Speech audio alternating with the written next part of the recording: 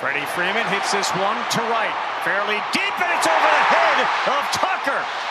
Freddie Freeman to second, bet scores, and welcome to the 2000 hit club, Freddie Freeman.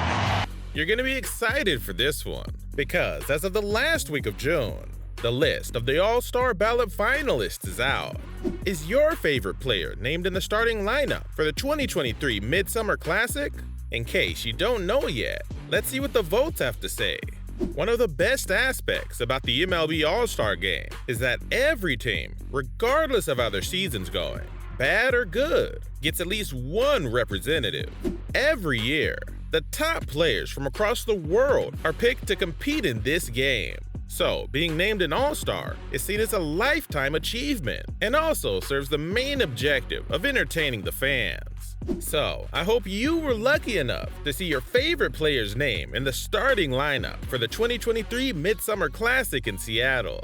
Today, we're going to look at who we think is going to win the finals, the stats they were selected based on, and their performance in this 2023 season. Let's start with the American League. So, for the Toronto Blue Jays team, we selected Bo Bichette, Vladimir Guerrero Jr., and Matt Chapman.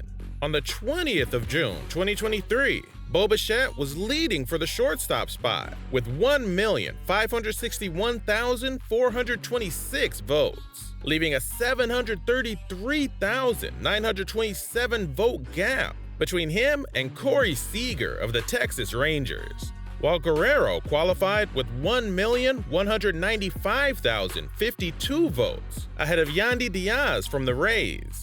And lastly, Matt Chapman made it to the finals ahead of the Rangers' Josh Young by 53,494 votes. If you check the voting list, they're not the only members of the Blue Jays up there. Brandon Belt was also on the list with Shohei Ohtani for designated hitters, with 497,887 votes. Still, he wasn't even close to Shohei Ohtani, who had over 1.8 million votes. A lot of Toronto Blue Jays players were on the ballot list, but they didn't all make it through the second phase. Bichette was named an All-Star for the first time in his career on July 4th, 2021. And at the time of his nomination, he had a slash line of 290, 340, and 529, and had 15 home runs and 54 RBI. Currently, he's the best hitter in the Blue Jays, and the best overall player too. He's well on his way to leading the AL in hits for the third straight year. As for Guerrero, this would be his third All-Star appearance, as he's narrowly leading the Tampa Bay Rays first baseman, Yandy Diaz, by 70,866 votes. I'm waiting for the next day I'll be able to see them perform as All-Stars. Now, let's move on to the AL outfielders. We had over 20 players on the ballot list for this spot, but just 6 qualified for the next stage. The lead player on the list right now is Aaron Judge, with about 1,484,254 votes, ahead of Mike Trout from the Angels by 410,253 votes. Judge was once an AL MVP, and as of this video's recording, he has the second highest amount of votes in the AL, only a few votes behind Shohei Ohtani. Judge was on the injured list earlier this season with a hip strain, but still, his numbers in 2023 are higher compared to his numbers in 2022. He's hitting .291 with 19 homers and a 1,078 OPS. The second most voted player for the AL outfielder spot is Mike Trout, with a total of 1,174,001 votes. Trout has always been a familiar face in the Midsummer Classic. He's been in every All-Star game since becoming a full-time starter in 2012, except for the pandemic-shortened 2020 season that didn't have a Midsummer Classic. But based on Trout's 2023 stats alone, fans would say he shouldn't be amongst the All-Stars, because this year, he has a slash line of 255, 358, and 473, all of which represent his worst numbers. Even though Trout's production is declining, he still deserves to go to this Midsummer Classic. It would actually be a shame for fans not to see Ohtani and Trout together in the Midsummer Classic. Let's wait for July 11th, 2023 to see what's gonna happen. For designated hitter, who's gonna be among the All-Stars who would play on July 11th, 2023 at Seattle's T-Mobile Park? On the list, we had about 10 designated hitters, but it's just Shohei Ohtani that made it to the next stage of voting that will continue from June 26th to June 29th, 2023. So we know one thing for sure.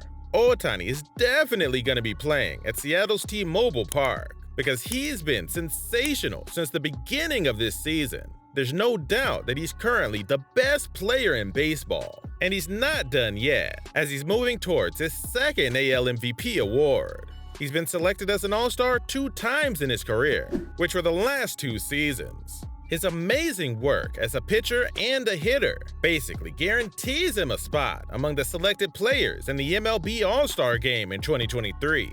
As a hitter, through 74 games as of June 21st, he leads the AL with 24 home runs. His .292 batting average and .377 on-base percentage are both good enough to be ranked first in the MLB, with 10 stolen bases, making him a complete package as a hitter. As a pitcher, Ohtani's pitching stats are also among the AL's best. He's 6-3 with a .313 ERA and a .104 WHIP. He's gotten 102 strikeouts, the second highest amount of any pitcher in the league. Now, let's move down to the National League. Here is the updated list of MLB players that passed through the first phase of voting. The first player we're going to be talking about that made it through to play for the All-Star Game on July 11th in the National League side is Atlanta Braves outfielder Ronald Acuna Jr. As a result of earning the most votes overall in the first round of voting, Acuna automatically qualified as a starter for the National League.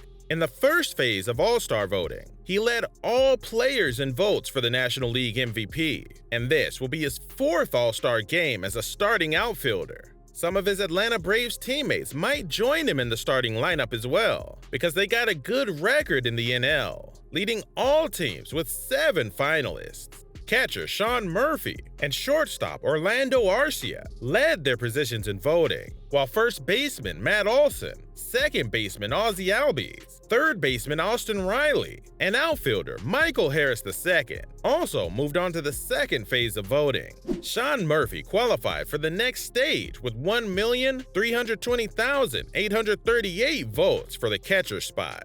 He's a right-handed swingman who's been a good player with his former team, the Athletics. He won a Gold Glove Award in 2021 with the Athletics, and he had a great career. But when he was traded to the Atlanta Braves, he unleashed the best stats of his career, slashing .294, .400, and .553, better than his career mark of .243, .337, and .445. He has been the best defensive catcher in the game.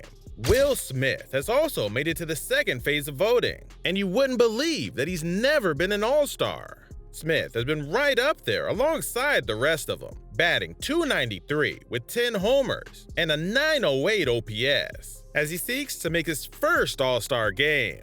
In 2020, Will Smith had a career-high 4.1 WAR with 26 doubles, 24 home runs, and 87 RBI, and was one of the best offensive catchers in the game. Despite missing 13 games in April because of an injury to the head, he still ranks near the top among catchers, so it's no surprise he's moving to the next phase of voting. For the first baseman position, Freddie Freeman. Freeman is still as good of a hitter as he's ever been, with a .323 batting average, 14 home runs, an MLB high 25 doubles, and a .961 OPS for LA.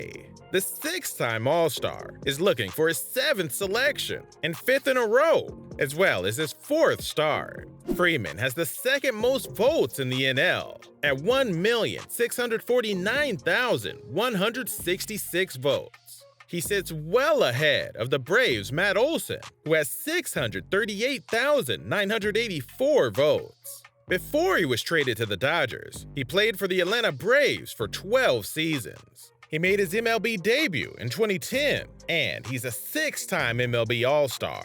Freeman won a Gold Glove Award in 2018, a Silver Slugger Award in 2019, 2020, and 2021, and the National League's Most Valuable Player Award in 2020. Well, this is where we're going to have to stop for now. Hope you enjoy seeing all the All-Stars playing on July 11th. See you next time.